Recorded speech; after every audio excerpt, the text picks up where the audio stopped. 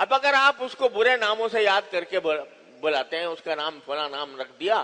آج کل تو ماشاءاللہ یہ جو ہے ایک ہنر بن چکا ہے، ایک بڑا فن بن گیا ہے کہ کسی کا نام بگاڑ کے کچھ سے کچھ کر دیا اور اس کی توہین کی گئی علی الاعلان. اور آج کل تو سوشل میڈیا ہمارا جو ہے وہ اس سے بھرا ہوا ہے. حکومت کو دیکھو، اپوزیشن کو دیکھو، روز دونوں کی جو مکالمے ہوتے ہیں وہ سارے تنابز بالالقاب سے بھرے ہوئے ہیں. ایسے نام دوسروں کے لیے جاتے ہیں کہ جو ان کے لیے توہین کا باعث ہوتا ہے. ارے بھائی، تنقید کی تمہیں اجازت ہے، کسی کا اگر کوئی کام غلط ہے اس کام کو غلط کہنے کی اجازت ہے. حکومت سے غلط کام ہو رہا ہے، حکومت پر تنقید کی اجازت ہے. اپوزیشن سے غلط کام ہو رہا ہے تو اپوزیشن کے اوپر تنقید کرنے کی اجازت ہے شرعاً، بلکہ بعض حالات میں واجب ہو جاتی ہے. لیکن برے ناموں سے یاد کرنا، دوسروں کو گالیاں دینا، اپنی زبان گندی زبان استعمال کرنا، اس کی کوئی اجازت نہیں. قرآن کہتا ہے لا تلمزوا انفسکم ولا تنابزوا بالالقاب. حدیث روایت میں آتا ہے کہ نبی کریم سرور عالم صلی اللہ علیہ وسلم جب مدینہ منورہ ہجرت کر کے تشریف لائے تو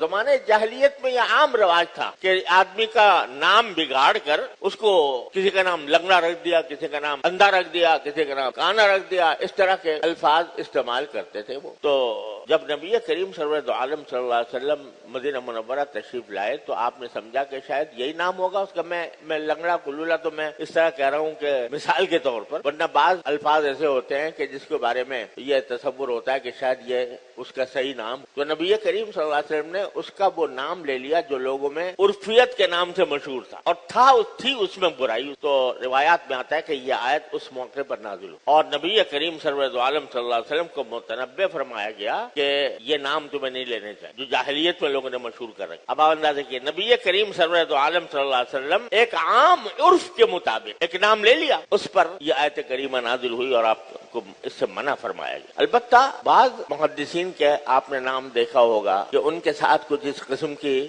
نسبتیں لگی ہوئی ہیں. یہ در حقیقت ان کی توہین کے طور پر نہیں. کسی کا نام اعرج ہے، کسی کا نام اعمش ہے، یہ بطور توہین نہیں ہوتی تھی بلکہ بطور شناخت ہوتی، بطور شناخت. اب بات اگر کسی آدمی کی شناخت ہی اس لقب کے ساتھ ہو گئی ہے، ساری دنیا جانتی ہے اور وہ اس میں اپنی کوئی توہین بھی محسوس نہیں کرتا، تو بے شک اس کی اجازت ہے. اس لیے حضرات محدثین میں بہت سے لوگوں کے نام اس قسم کے آتے ہیں. لیکن ایسا لقب جو جس میں دوسرے کی توہین ہوتی ہو، جس کو وہ اپنی اہانت سمجھتا ہو، جس سے اس کا دل دکھتا ہو، ایسے الفاظ سے اس کو یاد کرنا یہ ہے منع. ولا تنابزوا بالالقاب. اور پھر ایک عجیب جملہ فرمایا اس کے بعد قرآن کریم نے، بڑا یاد رکھنے والا، کہ بیس الاسم الفسوق بعد الایمان. ایمان کے بعد سب سے بڑا برا نام جو انسان کو لگ سکتا ہے وہ یہ کہ فسق کر رہا ہے، فاسق ہے. فاسق کے معنی گنہگار. کیا مطلب؟ تم تو دوسروں کے نام لگا رہے ہو برے برے اپنے اس خیال سے کہ ہم اس کی توہین کریں گے، اس کی بے عزتی کریں گے اور لوگوں میں اس کو بدنام کریں گے. تم تو اس غرض سے ان کے نام لگا رہے ہو. ارے اس دوسروں کے نام لگانے کے نتیجے میں تم پر ایک بہت بڑا نام لگ گیا برا.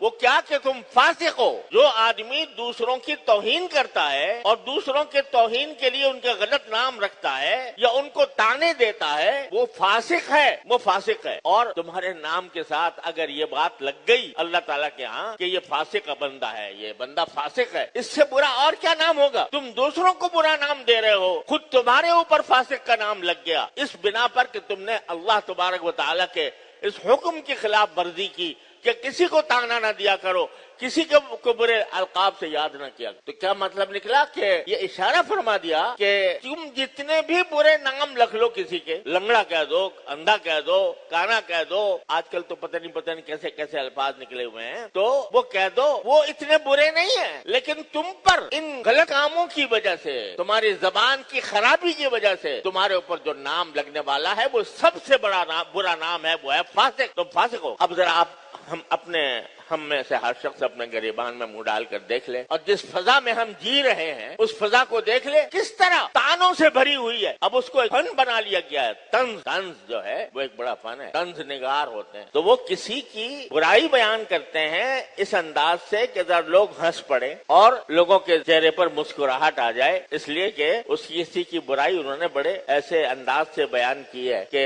جس سے براہ راست تو برائی نظر نہیں آ رہی، لیکن ذرا سب سے غور کرو گے تو برائی होगी। हमारे यहाँ बलागत में एक मुस्तकिल सिन्फ होती है कि ज़म बिमा युशबिहुल मदह, यानी ऐसे अंदाज से मजम्मत करना कि जो देखने में अच्छाई लग रही है और हकीकत में है बुराई। जब उसमें आदमी गौर करेगा तो बुराई होगी, लेकिन उसके अल्फाज ऐसे इस्तेमाल कर रहा है जैसे ये अच्छाई कर रहा है, ये उसकी तारीफ कर रहा है। तो ये तंज, ये भी ताने के अंदर था। अब अगर तुम ये काम कर रहे हो, तुम्हारे दुनिया में तुम्हारी तारीफ हो गई कि बड़ा शानदार तंज किया है, बड़े शानदार ताना दिया है, लेकिन आखिरत के लिहाज से जो तुम्हारा नाम लगा वो फासिक का नाम लगा, और तुम किस पर क्या नाम लगाओगे? तुम पर लग गया वो धब्बा फासिक होने का।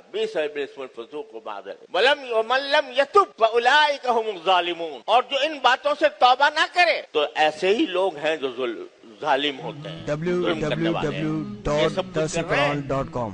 जिनका पहले जिक्र आया, मजाक उड़ाने को मना किया गया, और मर्द को मजाक उड़ाने से मना किया गया, औरत को मजाक उड़ाने से मना किया गया, ताने देने से मना किया गया, बुरे बुरे नामों से याद करने से मना किया गया। इन कामों से अगर तौबा नहीं करोगे, वमन लम यतुब फउलाइका हुमुज़ ज़ालिमून, तो वो जालिम है, अल्लाह के नजदीक जालिम है, और जालिमों का जो अंजाम है वो सबसे बुरा होता है। अगर इंसान कोई अपनी जात में कोई गुनाह कर ले, वो इतना बुरा नहीं, यानी बुरा तो है और उसको उस बुराई का बदला भी मिलेगा, लेकिन किसी बंदे का हक पामाल करना, ये सब बंदों के हुकूक हैं जो तुम पामाल कर रहे हो, तो उसके नतीजे में अगर तुमने तौबा न की, और तौबा में ये बात भी दाखिल है, खूब समझ लें, तौबा में ये बात भी दाखिल है कि जिसका हक पामाल किया गया, जिसको ताने दिए गए, जिसका मजाक उड़ाया गया, और जिसका नाम बुरा रखा गया, उससे माफी मांगो। तौबा में ये भी दाखिल। जो तौबा नहीं करेगा तो वो जालिमीन की फहरिस्त में लिखा जाएगा, बहुत बड़ा जालिम हो। इससे अंदाजा कीजिए कि ये मुआशरे के अंदर हमारे जो खराबियां पैदा हो रही हैं, हुई भी हैं, ये कैसी खतरनाक हैं, और उनकी वजह से घर में झगड़ा है। हर जगह जाकर देखो तो हमें पार्टियां बनी हुई हैं, एक दूसरे के खिलाफ लड़ाई झगड़े में मुब्तला है। अल्लाह ताला अपने फजल व करम से हमें इससे हमारी हिफाजत फरमाए।